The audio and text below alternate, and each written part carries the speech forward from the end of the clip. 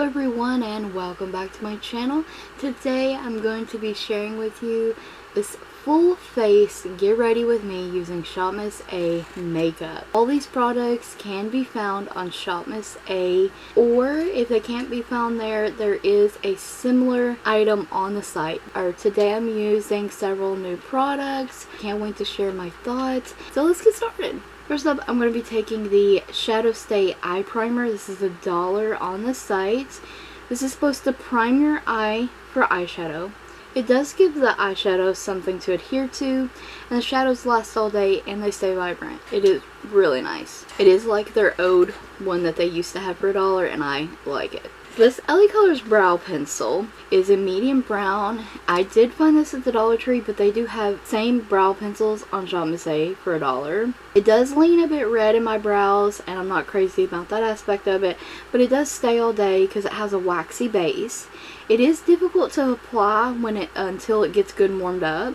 It does tug at my brows a little bit, and it is what it is, but for the price you can't beat that. Fill in my brows, take the spoolie through, clean them up a little bit off camera. Next up, I'm taking the AOA Studio Top Secret Concealer in Porcelain.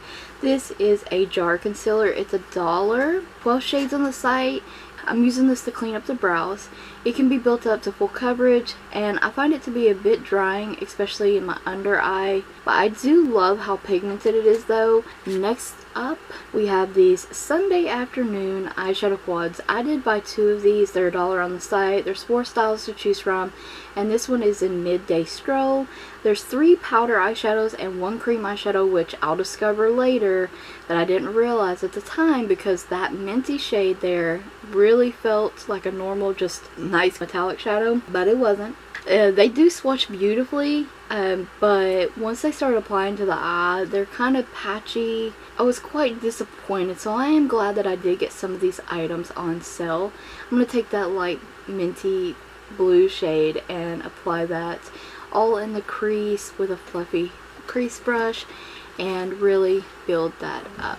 And there is a lot of fallout with these on the face and in the pan, and you'll see me, I'm just going to try to build this up the best that I can. Like, they swatched really pretty, but they didn't build up the best on the eyes. This navy blue, I'm taking it on a more tapered kind of crease blending brush.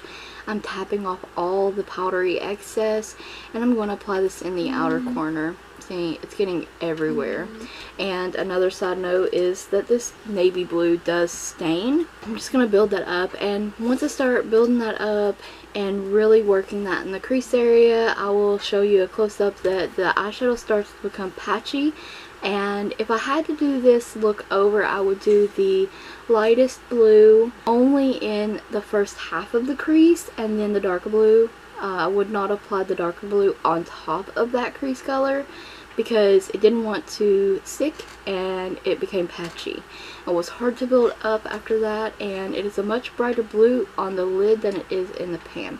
So I'm going to blend these two, and the dark blue definitely gets lost, so I will reapply the shade and build that back up in the outer corner, just continuing to blend those together.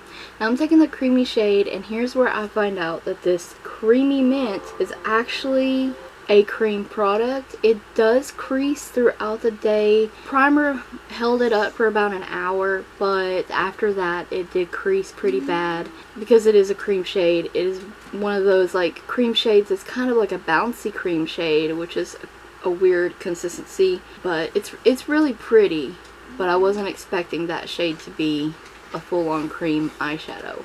So I wiped away and cleaned up with a wipe, and see the huge dents in that eyeshadow. I was like, wow, because it did not feel when I swatched it like a creamy eyeshadow. So next I'm taking the highlighter shade in the palette, which is this nice pretty matte vanilla shade, which actually is my favorite shade from the palette. This is the only shade that I was truly impressed with. I mean, the lid shade is pretty and all, but it's gonna crease, so I'm probably never gonna use that again. Other two were really patchy. The brow highlight did a really good job at highlighting and also blending the shades down in the crease.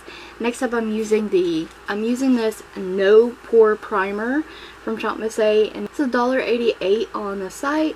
It's a silicone based primer. It fills in pores, provides a smooth base for your foundation to sit on top of. And I really do like these silicone based primers. After that's done, we're going to be trying this A2O Lab foundation. This is their new soft matte foundation for $4. It has 9 shades. It comes in a pump bottle. It is a matte foundation. I'm using the Pawpaw sponge from the site as well, which is amazing. It takes several pumps to get the product out, and you can tell when I show it, like, it's going to be a really good match for my skin. I did get L2, the lightest shade available. It does start slowly moving down the hand, so you can apply this with a sponge or brush, whatever you like. I am absolutely impressed with the pigmentation of this product. It is very, very pigmented and full coverage right out of the gate. It's full coverage and dries down without feeling dry on the skin.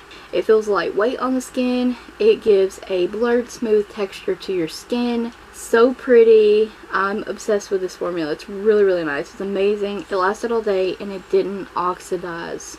So I'm happy with that. It looks beautiful on the skin. Absolutely beautiful. It says it's supposed to work with any textured skin as well. So just so you know. The next product, I start going out of order here, and you'll see I'm all over the place, but I was really excited to try this Venetian Romance Creamy Blush. It's $1.88. 6 shades available. It's creamy and pigmented, and a little of this blush goes a long way. It's super easy to blend. It dries down and sets without even putting a powder on it, so I really, really like that. A good plus side to this blush too, it works well with other products. Especially powder products, because sometimes cream products don't play well with powder and they get patchy, but there was no issues with this blush, and I think that it was absolutely beautiful blush. Absolutely stunning. Going back in with that AOA Studio Top Secret Concealer under the eyes. Like I said, I'm all over the place now because I just could not wait to try that blush. But I'm applying the concealer under my eyes, and once again, it is a bit drying under the eyes, but it is the only concealer that I have from ShopMissA, so we're going to use it anyways.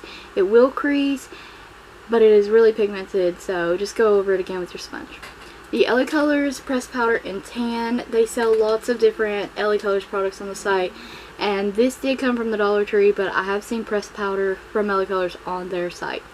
So I'm just going to bronze the skin with this. And I am going to blend it all in with my kabuki brush. And this pressed powder in Tan is perfect for fair tones. And I'm also taking an LaColors highlighter just in all the highlighting spots that I want. I do not have one from ShopMissA, but once again, they have lots of LaColors products on there, so I'm sure you could find a highlight there for $1. And next up, I'm using this. This is the Soft Touch Blurring Powder Foundation. It's $1.55 on the site. And I have 11 shades to choose from. It's a very soft powder. It's incredibly pigmented. I was really shocked because it's translucent at how pigmented this is. It's easy to apply and easy to overdo it at the same time. It sets your face makeup down. It helps it to stay put all day with no creasing. Blurs. It's buildable. Has a matte finish and it's anti-shine.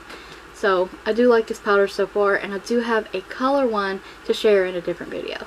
So from AOA Studio, I'm taking the gel eyeliner in Seize the Day to Tightline, and I'm taking this LaColors Neon eyeliner in the lower lash line and waterline, and these eyeliners are super pigmented. So I'm taking the navy blue on the lower lash line, and I feel like mistakes were made here because I'm not happy with the look once I put the blue down there.